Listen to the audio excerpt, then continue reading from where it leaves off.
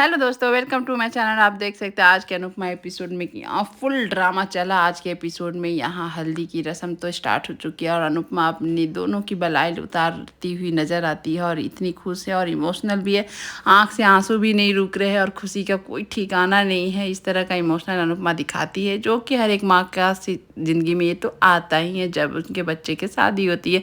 और यहाँ इस तरह से मतलब हल्दी की रस्म संपन्न होती है, सब कोई खुशी होते हैं।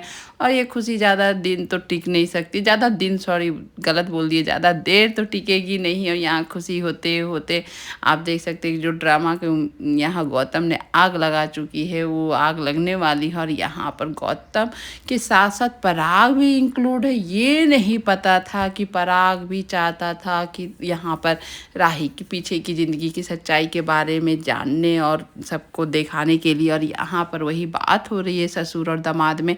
यहाँ बेचारी वसुंधरा खुश है कि चलो हल्दी की रस्म बहुत अच्छे से संपन्न हो गई, बहुत खुश था दोनों। तभी अचानक जो आग लगाया हुआ इंसान था वो आ जाता है और बोलता है कि कैसे संपन्न हो सकती है, मैंने अभी हल्दी लगाई नहीं है। और ये देखकर सभी लोग चौंक जाते हैं कि आखिर वो है कौन, भाई कौन ने यहाँ पर बीच में एंट्री ले ली। और यहाँ देख सकते हैं कि कैसे गौतम और पराग एकदम से जानते थे, वो लोग ही बुलाए थे। गौतम तो का खुशी का कोई ठिकाना नहीं है उस इंसान को देखकर।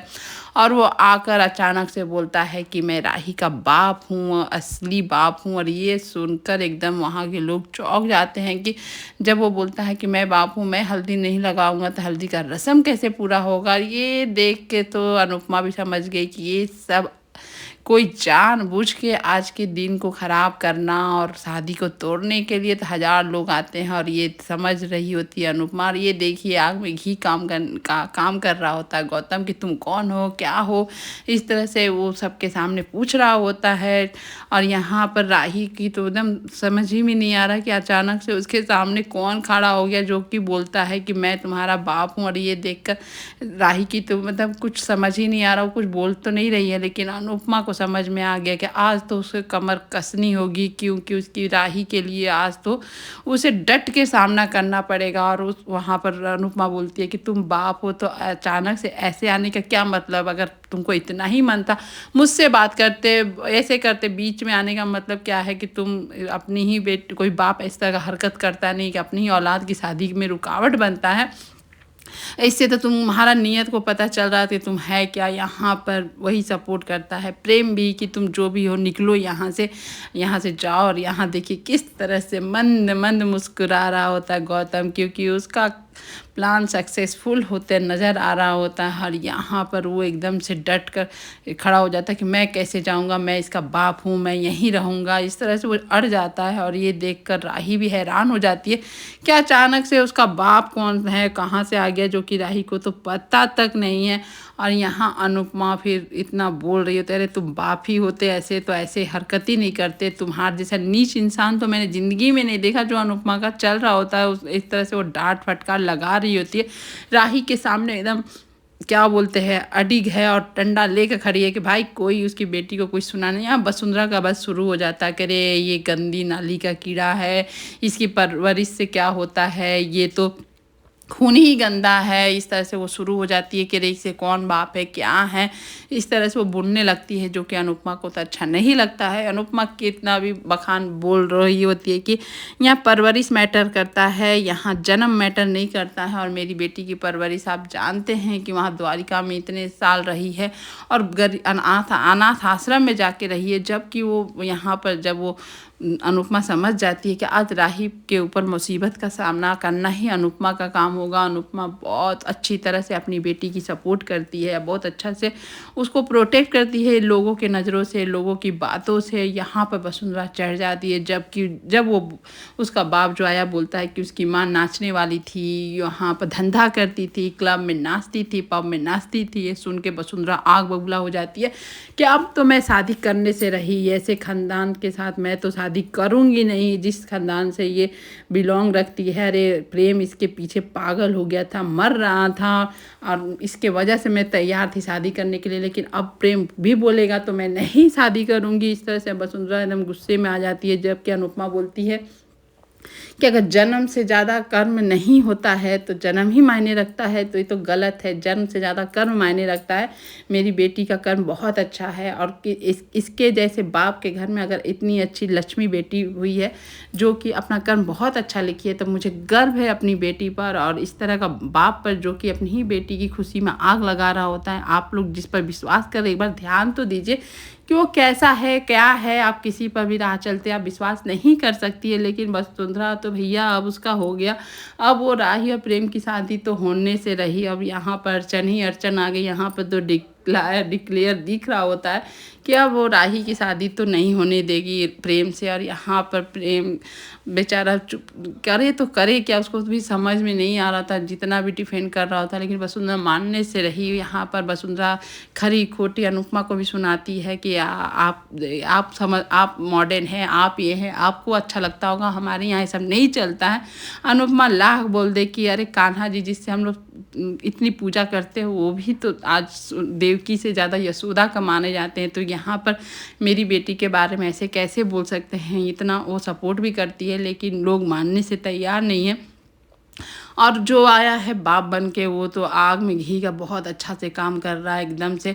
यहाँ पर अनुज और यहाँ माया के जो रिलेशन थे वो भी यहाँ पर खड़ा कर देता है कि अरे आप सब बात छिपाती है, माया किस तरह की औरत थी आप तो बता ही नहीं रही हैं। और यहाँ पर देख सकते हैं कि सब वहाँ खड़ा होकर वो सब देख रहे थे तमाशा। पराग भी साथ में इंक्लूड है क्योंकि भाई तमाशा तो वही बनाया था, क्रिएट तो वही किया था।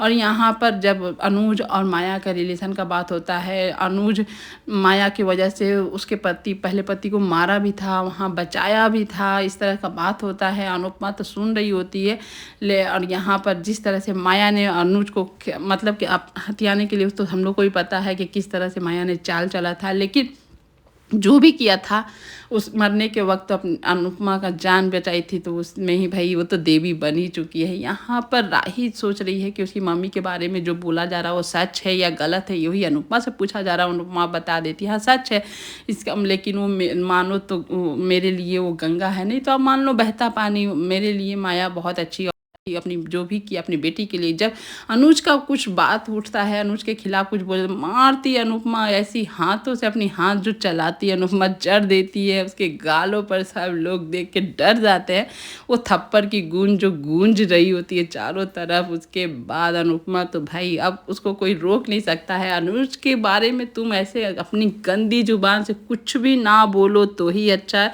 इस तरह से अनुपमा वहाँ धमकी देती है। उसके बाद रिक्वेस्ट करती है वसुंधरा से कि आप जो बोल रही हैं जो कर, एक बार सोचिए क्यों ऐसे बोल रही हैं, आपको ऐसे नहीं बोलना चाहिए। बाहरी वालों से क्यों आप इतना विश्वास कर रहे हैं, जबकि आप एक बार समझ सोच के ही कोई काम कीजिए। यहाँ पर पराग देख इशारों में उसको बोलता है कि इसको निकालो यहाँ से, ये ज़्यादा ही हो रहा है। और यहाँ पे वसुंधरा एकदम से बरस पड़ती है अनुपमा पर कि आपके लिए छोटा सा बात होगा, मेरे लिए नहीं होगा। मेरे लिए खैर खानदान बहुत मायने रखता है, मैं उसी को देखकर ही चलती हूँ। मेरी बहू ऐसी घर से नहीं आ सकती जो उसकी माँ नाचने वाली हो, जो पब में नाचती हो, वैसी बहू मुझे चाहिए ही नहीं। इस तरह से वो बोलती है, जो कि बेचारी राही एकदम से सदमे में आ जाती है कि अब उसके साथ क्या हो रहा है। यहाँ पर पराग आकर गौतम से बोलता है पहले तो केवल तुमसे पता लगाने के लिए बोला था, इसको यहाँ लाने के लिए नहीं बोला था। और ये गौतम यह फ़ायदा उठाता और चिल्ला के बोलता आपने ही तो पापा बोला था, इसको पता लगाने के लिए। सुन लेते हैं सब। अब इसके बाद प्रेम कैसे कंट्रोल में रहेगा। यहाँ पर प्रेम एकदम आपा खो देता है। ये सब सुनकर सभी लोग तो पहले चौंक जाते हैं कि ये क्या बोल रहा है। और आकर प्रेम अपना हाथ काट कर सिंदूर खून से ही मांग भरने वाला होता है कि अब कोई रोक के दिखाए।